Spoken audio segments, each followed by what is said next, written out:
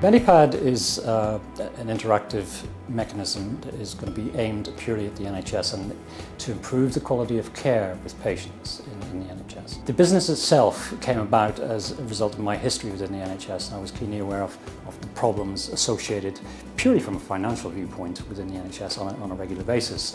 And Medipad came about to address those particular problems at the same time improving quality of care.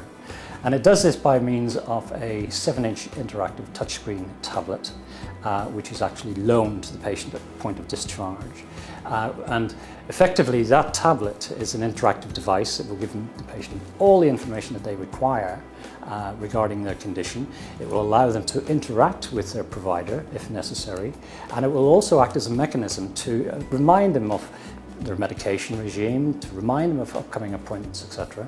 And allow that information to be sent back to the provider to provide meaningful data to that particular trust. The investment that I was looking for would allow me to develop the first of the tranche of applications for use on the device itself.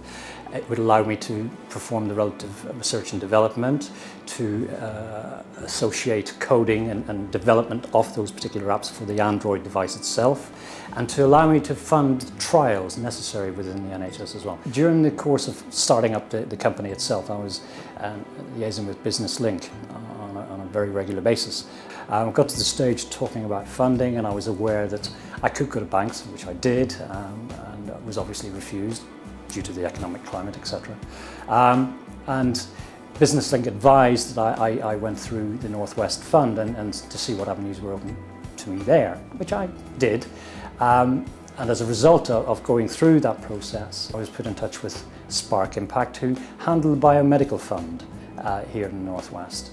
And so as a result of that, the process started for arranging some sort of initial funding to allow Medipad to progress from there.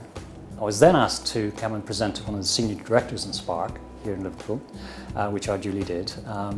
And that was an experience in itself, because it was my first exposure to what I would call a devil's advocate, if you like, which was good. They picked up the negative aspects and drilled me on that. And that I found of distinct use moving forward. Being associated with the fund, if you like, has given me access to individuals and skill sets that I didn't have, and I've benefited from that because I've been using them as a sounding board, I've been using them as a devil's advocate, and that's an important part of any startup, having that balance between the negatives and the positives, because it's very easy to be always positive, but you know, we have to be realistic at the same time, particularly in today's climate.